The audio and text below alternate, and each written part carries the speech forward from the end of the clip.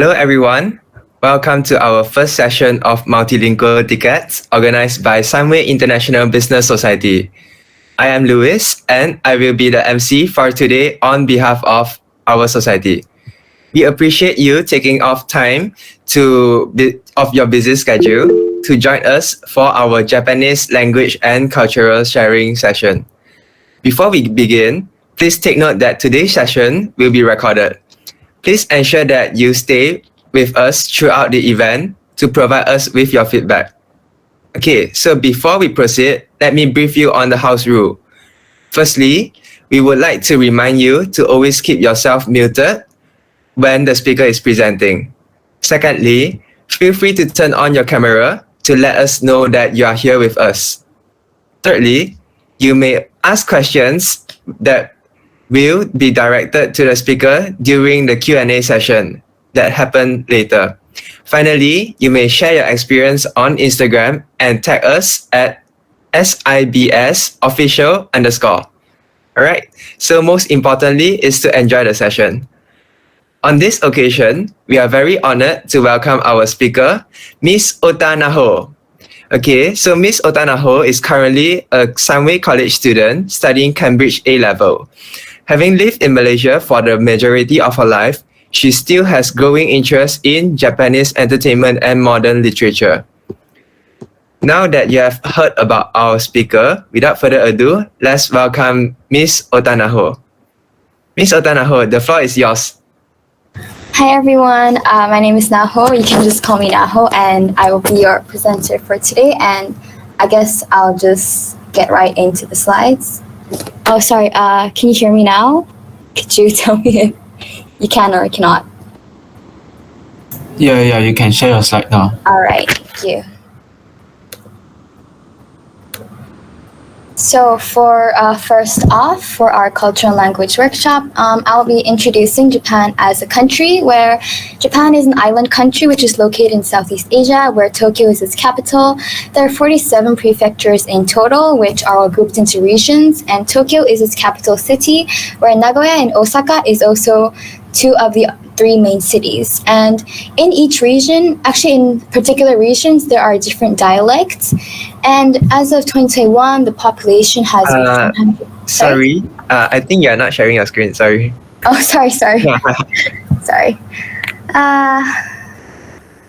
Sorry, just give me a minute.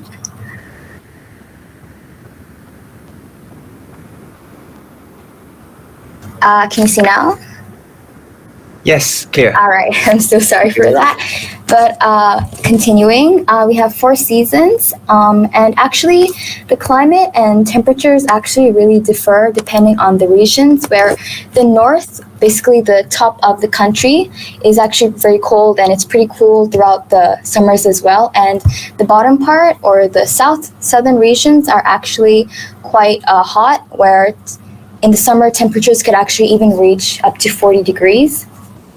And the currency is yen, where as of now, 1 yen is equals to 0.037 yens. Usually it doesn't really, it really is usually like 1 yen is equals to 0.03 plus minus, and as of now it's 0.037. And English is not used a lot, where of course in the tourist regions or city centers you can get by without speaking Japanese, but it's actually quite uncommon for people to speak English fluently. So if you don't have any information on the Japanese language, it might be a bit difficult to visit Japan, especially when you're away from the tourist areas. And I'll be introducing some landmarks. Some natural landmarks include Mount Fuji, which is the most famous one, the Totori Sand Dunes, the Nachi Falls, and the Beppu Hot Springs. And some man-made ones include the Tokyo Skytree, the Kiyomizu Temple, the Itsukushima Shrine, and the Himeji Castle. And moving on, I'll be talking about the culture. So in the Japanese society, the social hierarchy is actually extremely strictly enforced, where you can see it through your attitudes, your interactions between people, and how you talk, where this social hierarchy is actually enforced from young when you're a student, between your seniors and juniors, where juniors have to show respect to their seniors and actually talk in a formal language. And this is further enforced when you're an adult, when you're working, where your language, your use of words is actually drastically different when you're talking to your superiors, your colleagues, and your subordinates. And the religion is mostly Buddhism. And main methods of transport are usually public transport, where you use trains and buses. And people are actually quite reserved, and they actually keep things to themselves, where they actually prioritize other people, where they don't want to express that they're discontent or upset in fear of leading other people around them to be upset, where they prioritize the feelings of others instead of themselves. So they would constantly read the atmosphere, and they do have a habit of holding in their negative feelings. So it might be difficult to know the actual mood and feelings of the people, as they don't express it and actually try their best not to show it. And also, people will actually prefer to blend in with the crowd and not stand out, where it's actually quite uncommon to see people dyeing their hair, having a lot of piercings, where at most they'll dye their hair brown and just put one earlobe piercing, and as they don't want to stand out among the crowd. And that goes with opinions, where sometimes they would be quite afraid to voice out opinions which are not very popular. And another thing that is worth noting is that tattoos are actually banned in a lot of places, like public beaches or public baths, where it has a association with Japanese gangsters. But actually these days, these times are changing, and actually a lot of facilities are starting to open up, especially as there are more movements in and out of the country with more foreigners coming in.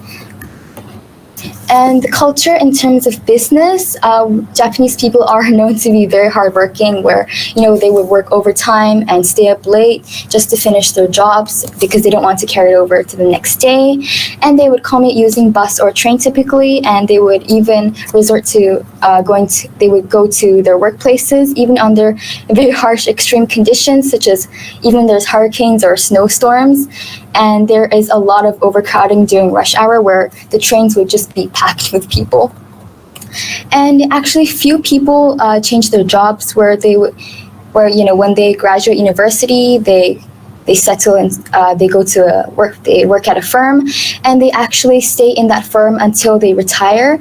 And I guess part of it could be because of a stigma against it that sort of older generations hold against changing jobs, where they sort of associate it with you being unable to withstand the job, and it has a bit of a stigma where you're associated as weak and not tough enough. But of course, times are changing, and this view is starting to change, but it still is, the rate of job change is still quite low. And another thing which is worth noting, which came into light during this pandemic, is that despite the technological advancements that Japan has, there was actually a lot of firms actually did not implement the work from home, where they would still actually go to work, which would still cause overcrowding in trains, where it was surprising to see that. But as part of the reason would be because they didn't have the proper environment to do so, where they would still use paperwork which requires physical stamps to it.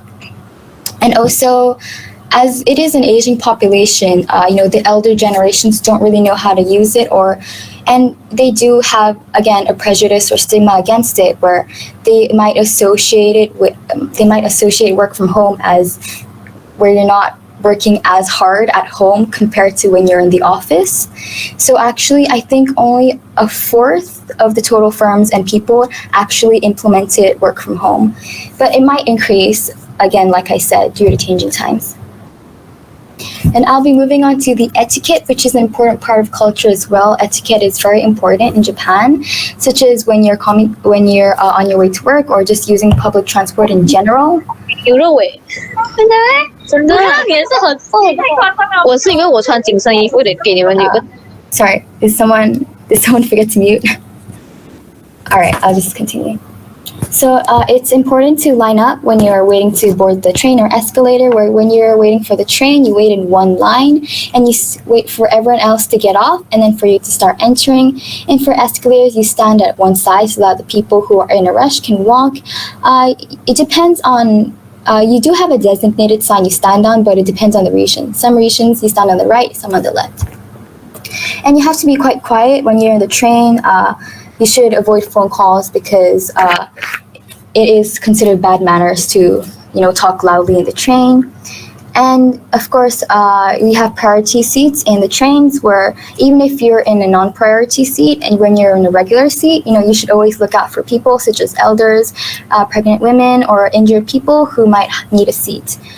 And even before COVID, masks were a common thing where people would wear masks maybe during the spring when there would be pollen, where people with pollen allergies would wear masks. And they would also wear it quite frequently when, they have some coughs, when they feel unwell. So even before COVID, masks were a common item. And there are also a lot of table manners, such as how you hold your bowl, how you hold your chopsticks. And before eating, we say itadakimasu, and after we say gochisousama deshita. Afterwards, to show your gratefulness for having food on the table and for the lives that were sacrificed for you to be able to eat. And I'll be moving on to the business etiquette, where you exchange name cards when you meet with the higher ups and like potential suppliers and business partners for the first time. And you do also gift commonly expensive snacks to them when you meet for the first time. And there is a lot of bowing when you say hello, when you thank people, when you say goodbye, when you apologize. And it is extremely important to be punctual, where you should come 5 to 10 minutes earlier just in case, as it is very important to come on time. And I will now be moving on to the history of the language. And in the Japanese written language, we actually have 3 different types of characters where you actually use all 3 of them. So it is a mixed writing system. So this is the hiragana, which is, I think, the simplest characters, where you have the vowels, which are a, I, u, e, o, and then the ones which start with k, which is ka, ki, ku, ke, ko, and then the ones that start with s, which is sashi, su, se, so, the t's, the tachi, tsu, te, to, the n's, the nani, nu, ne, no, the h, the ha, hi, hu, he, ho, the m, the ma, mi, mu, me, mo, the y, ya, yu, yo, r, la, ri, ru, re, ro, the W, wa, wo, and then the last one is the n. And the katakana is also the same, where you have the a, I, u, e, o. And then I will get to the differences between the hiragana and the katakana later on. And then this is the kanji. So this is really simple for ones you learn when you're in first grade. And so first I'll start off with kanji, where kanji was actually introduced to Japan in the 1st century from China, where products from China where they had the Chinese characters on it were brought to Japan. And the first recorded one was under a seal from the Han Dynasty. And so actually before, there was no written language in Japan. And around the 5th century, migration between the countries encouraged the learning of literary Chinese. And from the 7th century, they started creating their own characters based on the Chinese characters, which is called the Manyogana, which is a very complex system where I don't really fully comprehend as well, where they match the characters with the pronunciation. But again, it was too complex and difficult, so this is why they introduced the hiragana. Now, the hiragana was created in the 9th century based on the manyogana, where they really simplified the characters. And as you can see, they took the manyogana and then really just simplified it and to get those characters. And back then, the kanji were used by men and the hiragana by women, as women did not receive proper education back then. But then with these hiragana, many women produced many famous works of literatures, which created an everlasting cultural impact where, they're still very popular and adapted into different media like plays and TVs to this day. And lastly, we have the katakana, which is also based off the manyogana, where unlike the hiragana, which was the simplified version of the characters, the katakana took parts of the characters and adapted it, where, for example, the second one, the I is, I think it's the most obvious, or the the fourth one, the e. So originally it was used by monks to read and write sutras, and then later on it was used in pre-war documents. But now they are used very differently. First, for the kanji, we have one character actually has two different ways of reading it, where one is called the onyomi, which is based on the original Chinese pronunciation, and the kuyomi, which is the Japanese pronunciation, where the Japanese created their own pronunciation. And some examples include the character for mountain, where the onyomi is sang, and kuyomi is yama. And for grass, the onyomi is so, and the kuyomi is kusa. And for morning, the onyomi is cho, and the kuyomi is asa. Where these are the really most simplest examples where some kanji actually has more than 10 ways of reading it. And for the hiragana, we have add-ons to, they actually have a lot of uses where we have one use where it's used as add-ons for kanji, and it's sort of to specify your tenses, whether it's past, present, or future. For example, for the character which means run, hashita means ran, so it's past tense. Hashiru means run, which is the present tense, and hashiro means that's run or going to run, which is the future tense. So it's to specify which tense it is in. And it is also used as an add-on to make words more polite. For example, the word cha means tea, but then if you add o to the front to make it ocha, it becomes a polite way of saying tea. And it is also used as connectives, such as desu ga, which means but, and to, which means and. And other words, it's also used for other words which are not written in kanji.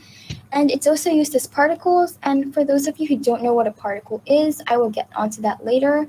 But it is also used in the English language, where, for example, the ni means into and at. And it is also used when you forget the kanji, but you should only do that when you're writing informal text, like maybe you're texting your friends or close friends or family members, but you should not do that in formal text. But even if you do forget it, you can just type it in and let autofill do its job. So yeah, but just so you know, you should not do that in actual formal text. So the katakana, now it is used extremely differently, where it's actually used for foreign words which were typically taken directly from other languages, such as toilet, which is called toire in Japanese. So they really just took the words. And for example, other words include calendar, which is called karenda, and drive-through, which is doraibusuru. Where even though the pronunciation is different, you can see that they just directly took it from the language. And along with that, you have add-ons which you put onto hiragana and katakana, which are called dakten, which are these two little dots, and the handakten, which are these little circles, and it is added to the hahifuheho, the tachitsuteto, sashisuseso, and the kakikukeko, where the dakten is used to make kakikukeko become gagigugego, the sashisuseso become zajizuzezo, the tachitsuteto become dajizudeto, and again it's used for hahifuheho to become babibubebo. And the handakten, which are the little circles, are used for hahifuheho to make papipubebo. And these ones are only used for these specific characters and nothing else to make these pronunciations. And it is also the exact same for the katakana, which you add on to kakikukeko to make gagigugego, zajizuzezo, and so on. It's basically just the exact same. So an example of using dakten and handakten include, for example, adding it to ko to make it go, to make the word ichigo, which means strawberry, gamu, which means gum, and passwado to make it password. So I'll now be moving on to the basic greetings and sentences, where I think a lot of you may know actually a bunch of these, since these are the really basic ones. For example, the most common one is konnichiwa, which means hello. So konnichiwa. Konbanwa, which means good evening. Konbanwa. Oyasumi nasai, which means good night. So oyasumi nasai. But you only say it to people who are, going to sleep. It's exactly like good night. So when you want to say hello in the night, you say konbanwa.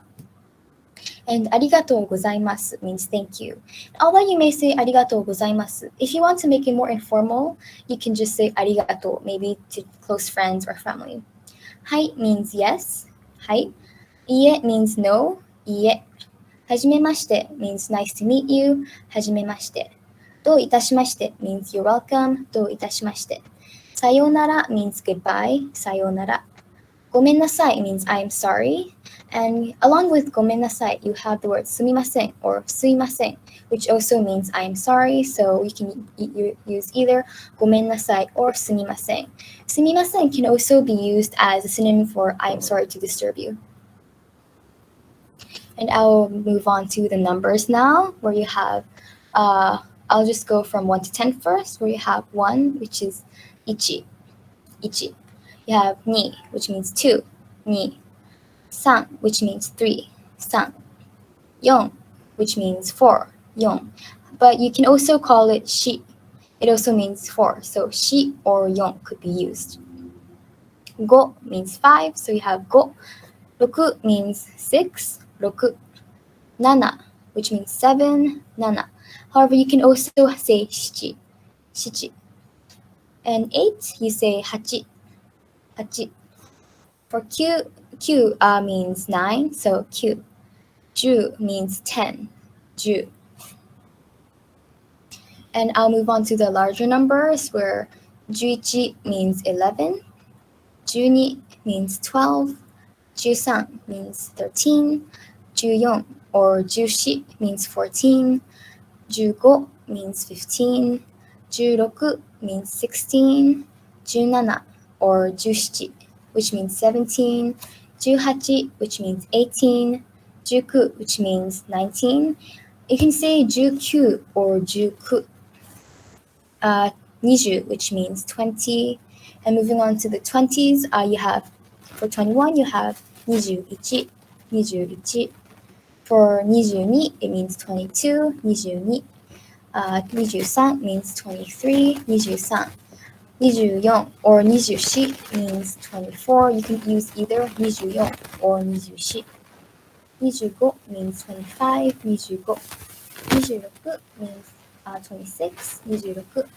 27 or 27. Again, you can use either to say 27, 27 or 27. 28 means 28, 28. 29, which means 29, 29. And 30, which means 30. So the counting, the number system is actually quite simple. So, when you want to go further than 30, for example, when you want to say 41, just add 4 at the top, which is yon, 10 at the middle, which is ju, and ichi at the end, which is 1 at the end, which is ichi. So it'll be yonju ichi. If you want to say, let's say 53, you put go, which means 5 at the top, ju, which means 10 in the middle, 3 at the end, which is san, to make goju-san, which means 53, and you just repeat that. And now the counting system is quite important, but it is actually quite complex and involves some memorizing, to be honest. So to go over it, we'll start with people. So one person is hitori, 2 people is futari, 3 people is sannin, 4 people is yonin, 5 people is gonin, 6 people is rokunin, 7 people is shinin. Or you might also say nananin, but I think when counting people, shinin is more common. 8 people is hachinin, 9 people is kunin, 11 people is junin. So I think from 4 on, I guess from 3 onwards, it's quite simple, but hitori and futari, so 1 person and 2 people are quite different. And this is a formal way of counting people. I think this one is actually more simpler because it's just 1, 2, 3, 4, 5, 6. So if you go over it one by one, it is, so you just add me at the end of the number. So for 1 person, you have ichime, 2 people, nime, 3 people, sanme, 4 people, yonme, 5 people, gome, 6 people, rokume, 7 people, naname. And I think it is better to use naname instead of shichime, as naname I'm not sure if street would be correct in this context. So when you're counting people, formally you would say naname. For 8 people, you say hachine. 9 people, you say kyune. 10 people, you say june. And we will move on to count objects, and I think objects are quite complex, as you can't just say 1, 2, 3, 4, 5, where they actually all have their own way of counting when you move on to objects. So you can see that they have a pattern where, except for 10, you end with the character tsu. However, instead of just saying ichi or ni, you actually have actually all different ones. For example, if you start with one object, it'll be hitotsu, 2, 2つ, 3, 3つ, 4, 4つ, 5, 5つ, 6, 6つ, 7, 7つ, 8, 8つ, 9, 9つ, 10, 10. So if you say that again, it'll be 1つ、2つ、3つ、4つ、5つ、6つ、7つ、8つ、9つ、10. And I think this is a more informal way of counting, which I think is much easier because it'll just be, for example, for the first one, it will be ikko.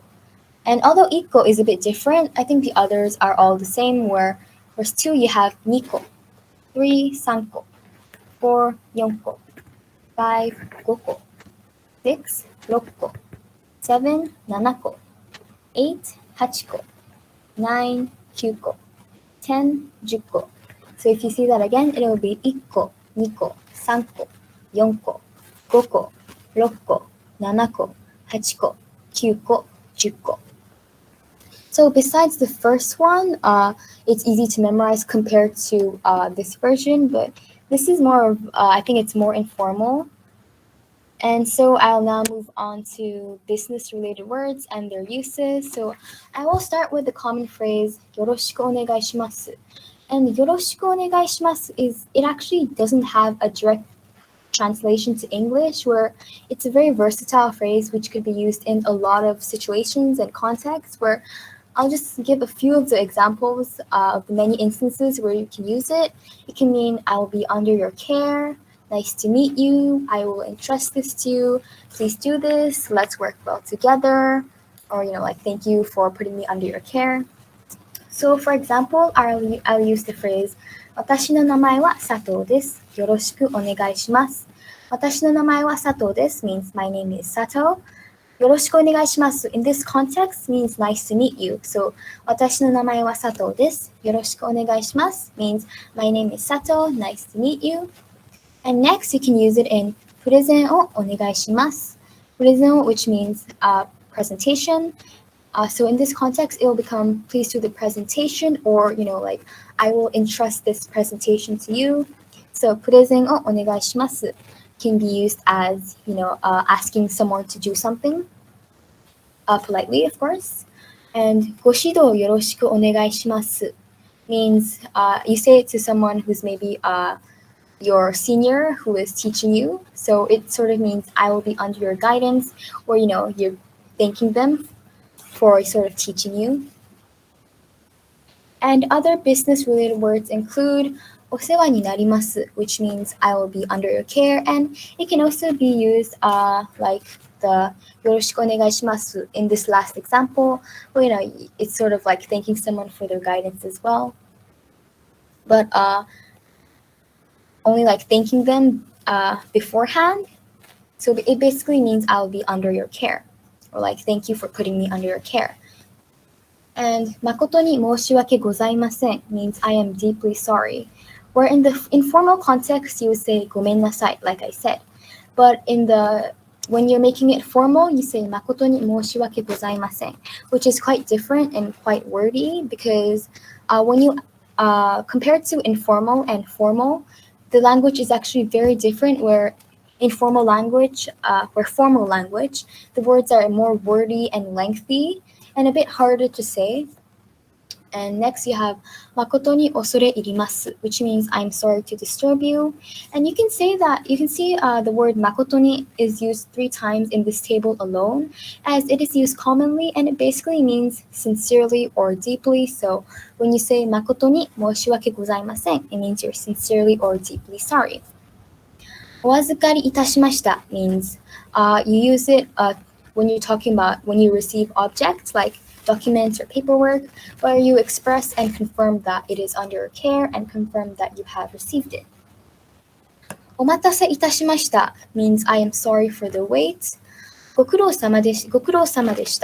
Gokurou-sama deshita is a way to express good work, but you can only use it towards your subordinates or maybe your colleagues, but I think better to use it just to your subordinates, and it definitely is a big no-no to use it towards your superiors, or else you'll come off as rude if you say gokurou-sama deshita to your superiors. So definitely do not say it to your superiors. So when you want to say good work towards your colleagues and superiors, you say otsukaresama deshita. Otsukaresama deshita is basically the same meaning, but it's targeted towards different people. As I said earlier, how you address people, how you talk to people, it really does depend on who you are talking to and your own position.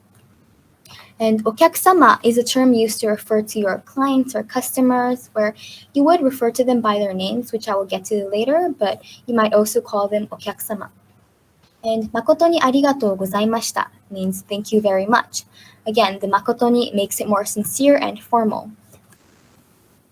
And as you can see, there are actually a lot of words for apologies, like I'm deeply sorry, I'm sorry to disturb you, I'm sorry for the wait, where when you talk to people formally, like they do use a lot of words of apologies, where it's really just in their language and in their society just to apologize a lot. So, maybe if you're confused why they're apologizing to you so much, it's not really apologizing, but it really is just a way of expressing formality. For example, when you're maybe going shopping to a convenience store or supermarket, they might say, I'm sorry to disturb you, but do you have a member card? Where, although they are apologizing, it's not really because they did something wrong, but, it's just them apologizing. It's just in their language. Or when they take your member card and scan it and all that, they would say, I'm sorry for the wait again. So there is a lot of apologizing. And so I'll be moving on to how you address people, how you use honorifics, how you call them. So like I said, like your language, your way of speaking, it differs, and also how you address them is also very different. So when you're talking to your superiors that you work under, you refer to them by their title. So for example, when you're talking to your director, it means bucho, so you call him bucho, which means director. Or maybe when you're talking to your store manager, you say tencho, which means manager. And when you're talking to your colleagues and subordinates, you might just use the san honorific. San means Mr., Miss, or Mrs. So, for example, if you're talking to someone with the surname Tanaka, you may call them Tanaka-san. Or you might if you're more familiar with them and closer with them, you might just call them Tanaka. There's no honorifics, just call them by their names. And when you're talking to your customers or clients, you use the honorific sama at the end of their surname. So for example, when your client or customer is called Tanaka, you call them Tanaka-sama. Sama basically means sir or madam. And like I said before, you might call them okyakusama, but it depends on which job you're working, which firm you're in. And now I'll move on to formulating basic sentences. And since the time is very limited, I really can only go through the really basic ones. And I'm sorry if it might be a bit difficult to understand, as it is a bit rushed. So yeah, first we'll be moving on to the really basic sentences, which include your nouns, your verbs, and your objects. So in English, the subject would be first, followed by the verb, and then the noun. So for example, when it would say, I eat snacks. But in Japan, this is reversed, where you start from the subject or your noun, who you're referring to, what you're referring to, and then you move on to the noun and then the verb. So you go from subject, noun to verb. So for example, when you take the word I eat snacks, watashi means I, taberu means eat, okashi means snacks. So it will become watashi wa, which is the subject, okashi, which is the noun, and the taberu, which is the verb. So it will be watashi wa okashi o taberu. And if you see here, you would see the words wa and o, which you might not be familiar with. And the wa and o are used as particles here, and like I mentioned before, particles are also used in the English language where it's a bit hard to explain, but they're words which are used with the verbs or also nouns to make phrases where they sort of denoun, they sort of express and sort of make it clear which word you're talking about. For example, just to make it clear, I think it's a bit difficult to explain, but an example of particles include of, for example, or to, which means, for example, if you use the particle to, for example, you're going, I'm going to the cafe. To is used as a particle to show that it is the cafe that you are going to. So I hope you understand the concept of particles. Another one, like I said, it could be of, or it could be in, where you can say I am in the cafe, where in is the particle. And next I'm moving on to a bit more complex ones, which involve adjectives. So the adjective comes before the noun, and then you have your particle, and then your noun, your particle, and your verb. So for example, I will use the phrase, the white cat drinks water. Your adjective is white, which means shiroi. Your noun would be the cat, which means neko. Your particle, and then your noun. The noun would be water, so it would be mizu. And then your particle, and then your verb, which is drink, which means nomu. And so it will be shiroi neko ga mizu o nomu, where you go from the order of adjective, noun, particle, verb. And the ga and o is used as particles. Now you probably don't understand how you use the particles, how to differentiate between them, and I will try to explain them later on, but you really do just have to study and practice and get used to the use of particles. So unfortunately, I cannot do that in this session, as it will take a long time and a lot of experience to finally get used to it. But yeah, so going over it again, it will be the white cat drinks water. Shiroi is the adjective. Neko is the noun. Mizu is the noun, the other noun, and the nomu is the verb. And then, so when you're using adverbs, the adverb comes before the verb. And I think that is the same with, I'm not sure if it's the same with English. I think so. Yeah. Oh, actually, I think it would be opposite. Sorry, it would be the opposite. So, such as, for example, when you're taking the phrase fly high, your takaku is high, which is the adverb, and tobu, it means fly, which is the verb. So the adverb would come before the verb. So it will be takaku tobu. Takaku means high, tobu means fly. So I think it is different from English. And so I'll try to get into particles more since it is quite difficult to understand and get used to. I'll just briefly go over it. So wa, it marks the topic and the subject. For example, when you say watashi wa, it means I. For example, when you say I am Naho, Naho is my name. When you say I am Naho, you say watashi wa Naho, where wa is you use it to refer to your subject, which is watashi or I. It or ni marks the location or destination you're heading to. And if you see here, it is pronounced as it, where actually this character has two ways of pronouncing it, he or it. And when you use it as particles, you pronounce it as it. And in other situations, you would usually say he. But in this particle, when you're using it as a particle, you would say it. So for example, you would say cafe it, which means to the cafe. Or you can also say cafe ni, which also means to the cafe. Now ni can also mean you're in the cafe, but it depends on the verb which is following after your particle. So for example, when you say cafe ni iku, it means going to the cafe, as iku means go. If you want to say I am in the cafe, iru, use the word iru as your verb. So cafe ni iru means I am in the cafe. So the particles are used to show, whether you're in the cafe, you're going to the cafe, depending on the verb. So wo is used to identify the object. So for example, mizu o sort of means the water. So when you say mizu o nomu, it means you drink the water, where mizu o sort of acts as the particle the water. And ga is also the subject marker, where, as you can see in the previous example I used, neko ga, it sort of acts as the cat. It sort of acts as the in English. And it can also be used as, it can also mean will. For example, watashi ga means I will. So watashi ga nomu means I will drink. So, there are really a lot of ways to use particles, a lot of examples, and it will take quite a while to get used to it fully and understand it. And now I move on to formal versus informal. And like I have continuously stressed throughout these slides, formal and informal speech are extremely different, and really depending on who you are, who you're talking to. So for example, I will use, the phrase, I eat snacks. Watashi wa okashi o taberu.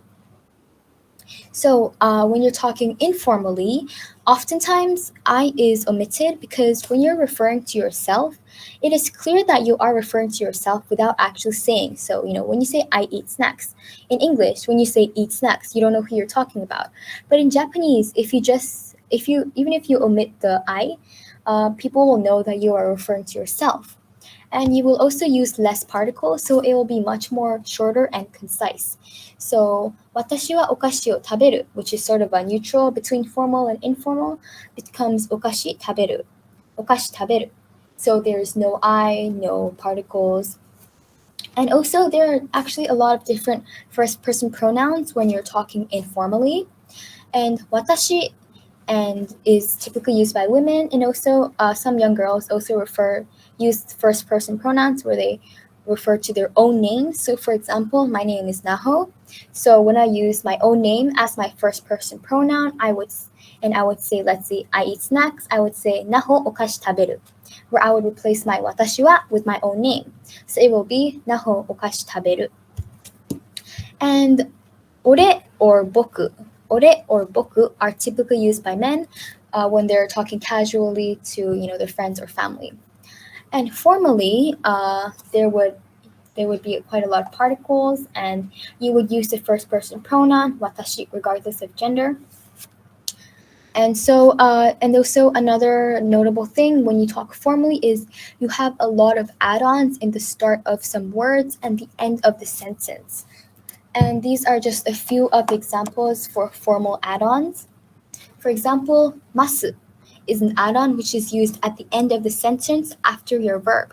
For example, when you want to turn the word eat, which is taberu, into a formal language, you would say tabemasu, or you add the word masu at the end to make it tabemasu, to make it formal. And mashita, if you want to make it past tense formal. So it will be tabemashita. Desu is used at the end of the sentence after your noun, and deshita it will be your past tense. So for example, when you say this is coffee, you say kohi desu. Kohi means coffee. So you would say this is coffee, it will be kohi desu. Or if you want to be even more formal and take it a step further, you would say gozaimasu, which it is much more lengthier, but it's more formal. So for example, when you say this is coffee, you would say kohi de gozaimasu. Kohi de gozaimasu. And this is sort of maybe when you're talking to an important figure or a higher up in your workplace. So instead of desu, you would make it de gozaimasu. And another add-on would be o, which instead of adding it at the end, you would add it at the front. For it could be used for nouns or verbs. So for example, mizu is the sort of neutral term for water. If you want to make it formal, you would make it omizu. So mizu becomes omizu. And go is also used at the start of the verb. It also sort of has the same function where it makes the word more formal. So for example, ryo means use. Ryo Ryo means use, and to make it formal, you would say gorio. And o could also be used to on a verb as well. It depends on which verb you're referring to. Tsukai is a synonym for use, so you would add o at the front to make it otsukai. Otsukai is it is also a formal way of saying use. They basically sort of mean almost the same thing. They're just synonyms of each other. So actually, you don't use it for every word. You don't use o or go for the start of every word. It is only for particular specific words. So you may be confused as to which words you would use it for, but unfortunately for this one, you would have to memorize it and get used to it as you study the language, as I don't think there is exactly like an exact noticeable pattern for which you put it onto. So if you're confused onto which words you put it on, it will just take a lot of time and studying to identify which words you use o and go in front of. And so I'll move on to a bit more complex formal sentences. For example, I will take the phrase, "The little rabbit is drinking water slowly." So you have your adjectives, your nouns, another noun, you have your verbs and adverbs as well. So you would go with the order: adjective, noun, particle, adverb, and verb. So your adjective is little, which means chisai. Your first noun would be rabbit, which is usagi. Your second noun would be omizu. And like I said, since this is a formal text, this is an example of formal text. So you would add o at the start of mizu to make it omizu, to make it formal. And then you have your particle, and then your adverb is slow, and you say yukuri means slow. And then for your verb, you have, and in the previous example, I think I used the term drink, where in the informal sentence you say nomu. However, when you are forming a formal sentence, you would say nonde imasu. As I said, masu is a formal add-on. And so it would be 小さいウサギがお水をゆっくり飲んでいます。小さいうさぎがゆっくりお水を飲んで Sorry, I'll start again. 小さいうさぎがお水をゆっくり飲んでいます。小さいうさぎがお水をゆっくり飲んでいます。Unfortunately, I forgot to add the word yukuri in the English translation. It is between o and 飲んでいます。So it'll be 小さいうさぎがお水をゆっくり飲んでいます。So like I said, your chisai is your adjective, it comes first. Your usagi is your first noun, it comes after your adjective. Omizu is your second noun, it comes fourth after your particle. And then you have your other particle, and then you have your adverb, which comes before the verb, which is slow, which means yukuri. And your verb, which is nondeimasu. Like I said, since it is a formal text, you add masu. And so I'll have another example for formal sentences where it's more in the business context. So for example, if you want to use I have brought the documents, you would go from noun to verb, where shorui means documents and omochi shimashita, which means brought.